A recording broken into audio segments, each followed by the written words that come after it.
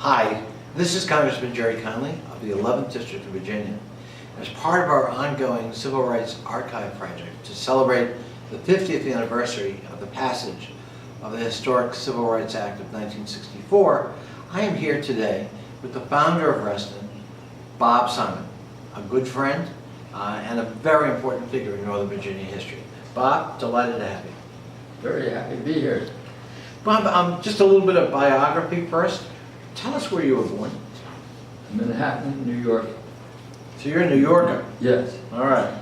And you grew up in New York? Your childhood was entirely in New York? Yep. Yeah. Did you experience any kind of discrimination when you were growing up in New York? I sure did. Could you tell us a little bit about Sure. When I was in the Boy Scouts, there was a particular troop that patrol that I wanted to get into. And I couldn't get into it because I was Jewish. Oh. Really? And what year time frame did this event? I was born in 14, so 24. About 1924. So. And that obviously had an impact on the rest of your life, right? Well, that experience? There's another one. When I was at Harvard, there was a thing called hasty pudding. Mm-hmm. And It's one of the clubs at Harvard. Well, no. Hasty pudding is the entry to the club. Okay. Everybody who's eligible for clubs has to go through hasty pudding first. Like a portal almost. Yeah. Exactly. Yeah. So that's freshman year. Those who are chosen go running around doing whatever, and you can tell by the way they're dressed and running that they are in hasty pudding. No Jews. Really? Right. Wow. And what year would that have been? That was 31 through 35. So that meant you couldn't join any of those clubs? That's right. That had to sting. Well, now, I think there's an amusing sequel to this. Not anti-Semitism, but something else. It was Henry Morgenthau. Oh no, I have two stories for you. Mm-hmm. Stay with the Harvard one. Porcellian was a club where you had to have relatives going back to the Mayflower at least, and lots of money. And somebody who was rejected and was very disappointed by this was Franklin Roosevelt. He was rejected for the Porcellian Club. Yes. Ah. Maybe because he didn't have enough money. Ah. I don't know. That, At any rate. that probably stung him too. Yeah. The other story is Henry Morgenthau, the ambassador's son, had a son, and that was Henry III or something like that. Mm-hmm. And his mother was Eleanor Roosevelt's best friend. As a result of that, this young man went into all the places where the high and mighty went. And then he went to Princeton, not admitted to any of the clubs. That hit him a lot harder. Also because he was Jewish. Yes. Yeah. Hit him a lot harder than it hit me, because I was expecting not to get into the clubs, and he had no idea that he was going to be rejected. Wow. Yeah. And meanwhile, well, after Harvard, you then went kind of on a tour of Europe. Well, this summer, I got on a bicycle and toured England. And for a couple of months, I rode my bike from bed and breakfast to bed and breakfast. And what were your observations about sort of the turmoil about to descend on Europe at that time? Well, this was 35, Yeah. so... Well, Hitler's in power though, in 32, 33. At any rate, I was 21 and maybe not such a good observer, but I don't think there was any... Didn't strike you? In 35. Yeah, yeah. When you came back, your family was running Carnegie Hall. Well, my father died, that's why I came back. So he had a real estate office with about, I guess, 10 people in it. And I came back by boat, that was the only way to do it. Mhm. And when I was greeted, my 3 sisters and mother were there to greet me. And I was expected to go into his office. Had not been the plan. The plan was for me to go to Cross and Brown, a big time real estate place, and cut all the knots that had to be cut before getting into my father's small office. Mm. But I went straight into the office, and he had a very nice corner office, and I went and sat down in there.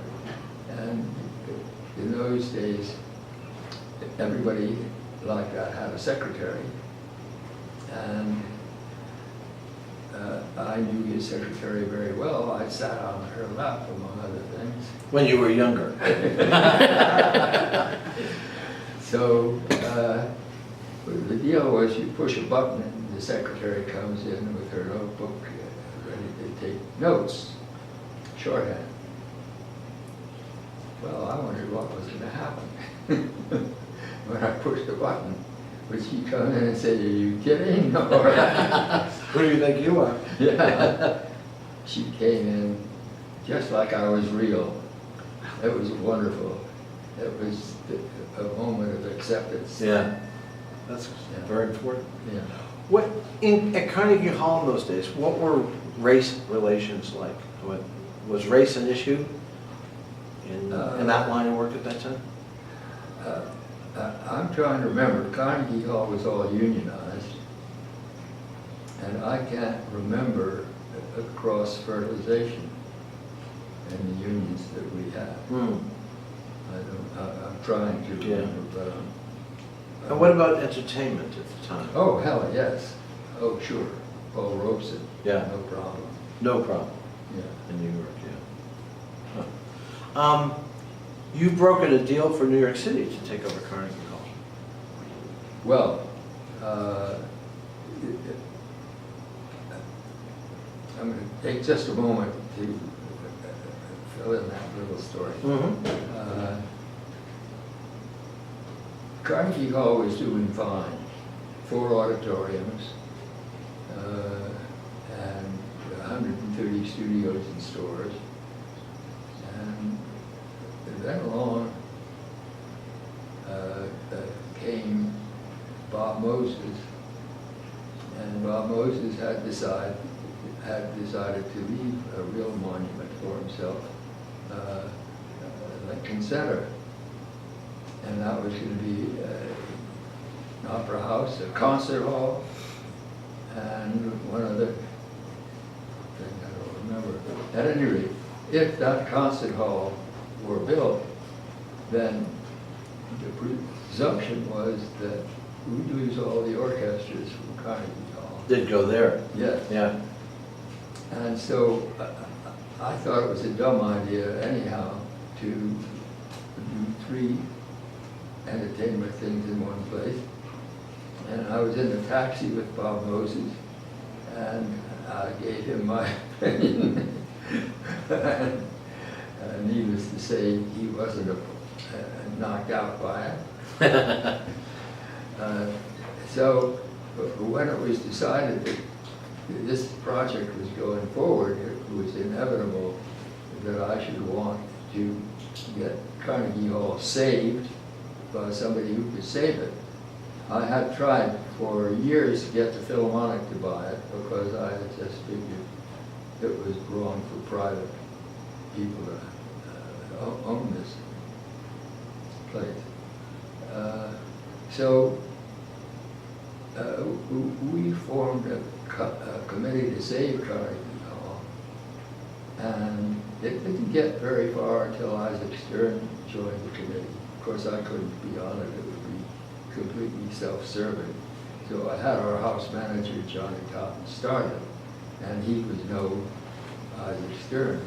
So Isaac managed to get the money together and then persuaded the city to buy it. So that's how come we sold Carnegie Hall. What happened to Robert Moses? Well, he died. Well, yes, eventually, but I mean, with his his plans for his legacy. Oh, I'm so glad you asked that. Because I mean, Robert Moses was such an important figure in New York history, and known as the power broker. This is such fun for me to tell you this part. The president of the Philharmonic was one of these totally stuffed shirts who spoke as though he had a hot coal in his mouth. And I had seen him on occasion and told him that acoustics were fabulous at Carnegie Hall and had not always been successfully built into concert halls. So you should watch his ankle about supporting Moses. He said for insider, acoustics uses fire. Yeah. Well, as it turned out, the hall they built was supposed to have all the bells and whistles. It had clouds that were supposed to be manipulated by the stagehands to adjust for an orchestra or a solo violinist or a speaker, and it was a disaster. Mm. So they had to tear the clouds out and rebuild it then. Wow. He could have had Carnegie Hall instead. Yeah. Yeah. So